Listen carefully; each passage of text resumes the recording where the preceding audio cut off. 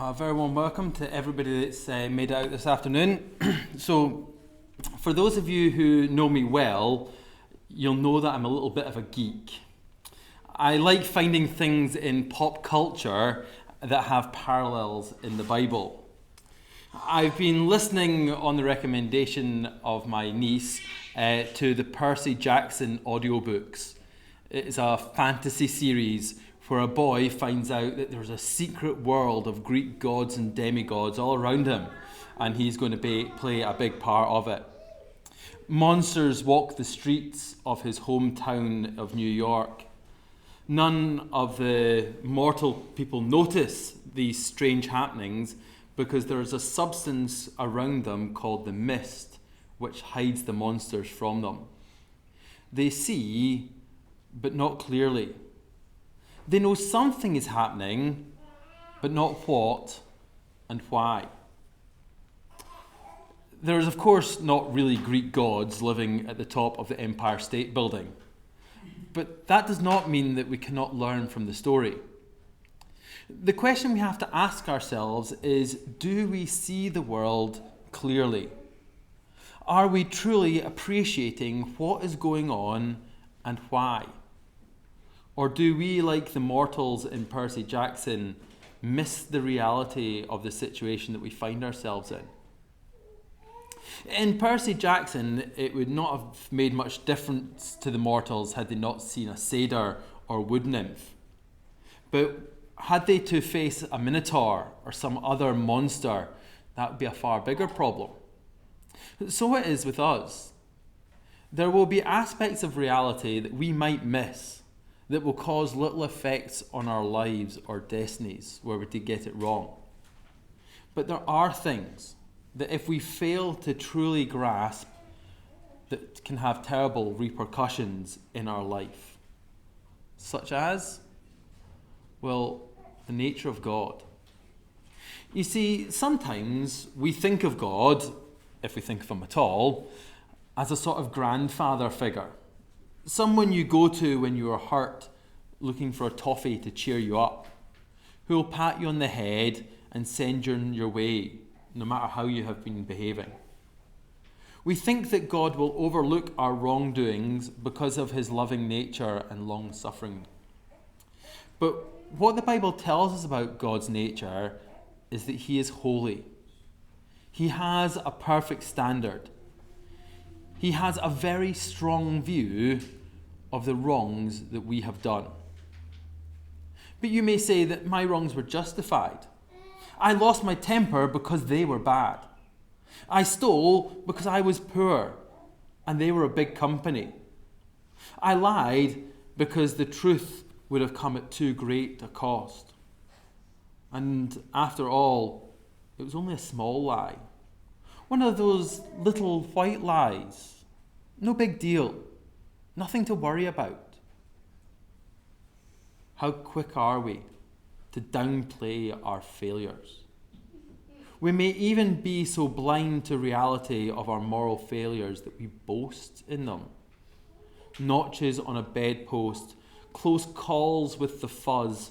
Our rudeness is called frankness. Our meanness is just a joke. I want us to take a moment to really see clearly the standard that we must hold ourselves to and the result if we fail to do so. It says in Matthew chapter 22, "But when the Pharisees heard that Jesus had silenced the Sadducees, they gathered themselves together. One of them, a lawyer, asked him a question, testing him. 'Teacher, which is the greatest commandment in the law?' And he said to him, 'You shall love the Lord your God with all your heart and with all your soul and with all your mind. This is the greatest and foremost commandment. The second is like it. You shall love your neighbor as yourself. On these two commandments depend the whole law and the prophets.'" Before we consider the first of the two great commandments, we shall test ourselves against the second. You shall love your neighbor as yourself. I think if we were being honest with ourselves, we would have to admit that the last two words of this commandment make a big difference. It is not just that we are to love our neighbours, which, depending on the neighbours you have, might be a difficult task, but rather we are to love them as ourselves. Are you looking out for number one? Do you believe that charity begins at home? Or have you, with every single person that you've ever met, treated them with the same care, consideration, forgiveness, and respect that you have for yourself? Now, I want you to be honest with yourself on that. Have you ever been frustrated with the person slowly crossing the road, holding you up? Have you ever taken the last biscuit, not offering it to others first? I have no doubt that you, like me, have failed in this regard, putting your own needs and wants before other people. So we have all failed in this second commandment. But what of the first? To love the Lord your God with your heart, soul, and mind. If we have anything that is more important than God and his priorities, then we have failed in this. The standard is high. Too high for any of us to keep perfectly. The problem with this is it has serious, eternal consequences. You see, God cannot allow wrongdoing into his presence. Otherwise, he would not be holy. And so our wrongdoing keeps us from God. So what, you say? Well, God is the source of all good things. The love of family, the faithfulness of friends, the burble of a good engine, the swish of a kilt, the reflection of mountains in a loch, the wag of a dog's tail, the pretty girl's smile, the cute girl's hair, the sun on your face, the sound of sausages sizzling in the pan, the sound of a crowd as a goal is scored, the smell of fresh cut grass or a new pencil in your hand. All the joys we have in life, big and little, all gone. All that will be left is our own failures, grief, pain, sorrow, regret. We will have nothing but our unfulfilled ambitions. The punishment described in the Bible for the wrongs that we do is not the underworld of Percy Jackson, nor the red underground caverns of Bugs Bunny, but a place outside of love, hope, mercy, and joy.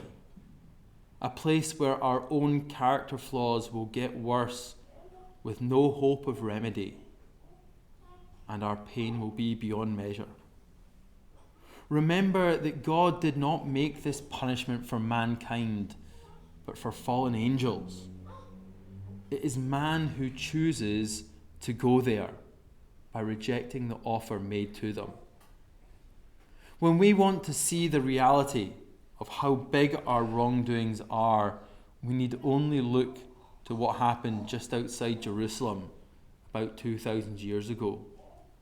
There at Calvary, the most precious thing that God had, his only beloved Son, willingly went to die the most cruel death and face the judgment for our wrongdoing. If wrongs were not that big a deal, then God would not have sacrificed his Son.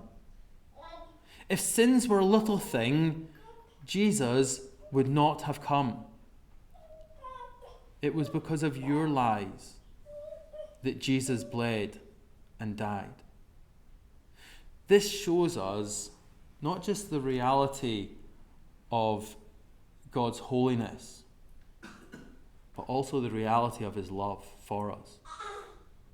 the giving of his only Son, the only one who God spoke of and said, "This is my beloved Son, in whom I am well pleased." Jesus loved us enough to die for us. Knowing that we had turned our backs on him, knowing that we would fail him time and time again, still he showed his love. Still he came. Still he died. For you and for me. When life is dark and times are hard, you can't seem to understand why things are happening to you, and you can't see the love of God, then the proof of it is seen at the cross of Calvary. If he loved me enough to die for me, why should I worry about the circumstances I find myself in? When I doubt the love of God, I remember that he died for me. But in order to take advantage of this offer of love, we have to agree to be the recipients of it. My wife mocks me because of my proposal to her. When I proposed, I apparently used the wrong words. I said, "Marry me," not "Will you marry me?" One was taken as a command rather than a question. But God will not force his love upon us. If we don't want him in our lives, then he will withdraw. And eventually, when we die, we'll face him, not as a loving Father, but rather as a holy God. And we shall see clearly God, his power, his holy judgment, the evil of our sins, but by then it'll be too late.